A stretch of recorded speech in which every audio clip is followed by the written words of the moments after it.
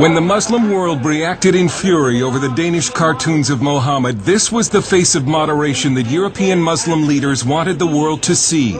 The mainstream Muslims living in this country want to show that we can express our protest in a very legitimate, in a very civil, in a very courteous way. But this is the other face of European Islam.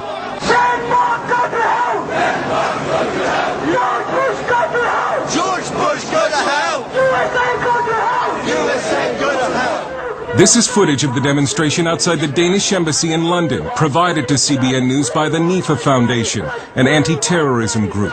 What you can't see in this video is that one of the demonstrators is dressed as a suicide bomber. Even moderate British Muslims were outraged that no one was arrested, even though British law forbids incitement to murder. But it follows a pattern of extraordinary and some would say dangerous tolerance of Muslim radicals.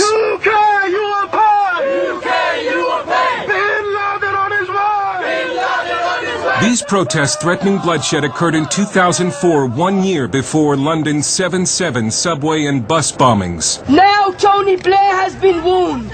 Pull your troops out of Afghanistan. Pull your troops out of Iraq. And if you do not pull your troops out, you will get bloodshed on the streets of London. Again, no one was arrested. And moderate Muslims tried to keep the media from publicizing what for them has become a public relations nightmare. Yeah, that's disgusting. I mean, it doesn't serve any purpose. These guys don't represent me. They probably don't represent most Muslims in this country. And they do a disservice not only to, living here in the UK, but they do a major disservice to Muslims. They may not represent the views of most British Muslims, but polls do suggest the Muslim middle is radicalizing. A recent survey shows that 40% of British Muslims want Islamic Sharia law in the United Kingdom. Sharia imposes punishments like amputations and stonings. And in a separate poll, nearly 1/3 of Muslims agreed with the statement that Western society is decadent and immoral, and that Muslims should seek to bring it to an end. Critics say that European political correctness and multiculturalism, which were supposed to embrace Muslim radicals and somehow westernize them, have seriously backfired. And now Western Europe seems paralyzed by the political correctness that grips the government and the media.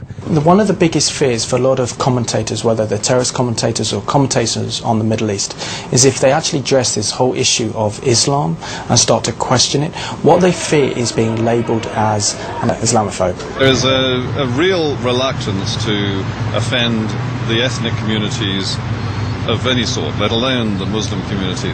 And there seems to be a lack of political will to stop Muslim radicals bent on conquest. May Allah bomb you! May Osama bin Laden bomb you!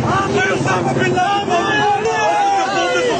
you! So we can invade their country and take their wives and war booty! Allah Akbar! The Dutch parliament has tried to strike a blow against radical Islam by voting to ban the burqa and veils. But that exposes unveiled women to being raped by Muslim men as punishment. There is reported to be a growing rape epidemic of unveiled women in Europe. In London, Shadow Homeland Security Director Patrick Mercer of the Conservative Party says Britain remains in denial and thinks it is protected by what he calls pointless legislation. But you have to ask yourself, what is a piece of paper going to do to an Islamist fundamentalist, or any other form of fundamentalist terrorist for that matter, and its suicide bombers? Are you going to be able to hold this up in front of them and say, don't blow yourselves up, otherwise we'll get really cross? In France, the government continues to pretend that Muslim anti-Semitic violence is not a problem, but it couldn't keep tens of thousands of Frenchmen from marching last month after the brutal murder of a young Jew named Ilan Halimi by French Muslims. Halimi was held for ransom and then tortured to death by Muslim immigrants who phoned his family and recited to them verses from the Quran as their son screamed in agony. French conservative political writer Guy Millier. A lot of Jews in Europe, and especially in France, are really scared about the future. I have many Jewish friends, and they say to me, we think we shall have to leave France to go to the United States, to Canada, to Israel, but France will not be our country anymore. It's a similar story all over Europe.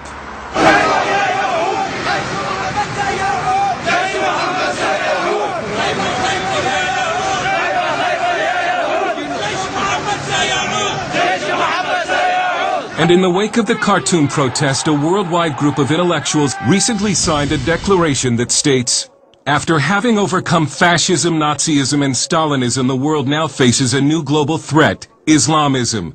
It is not a clash of civilizations nor an antagonism of West and East that we are witnessing, but a global struggle that confronts democrats and theocrats. And Europe's problem with radical Muslims is our problem too."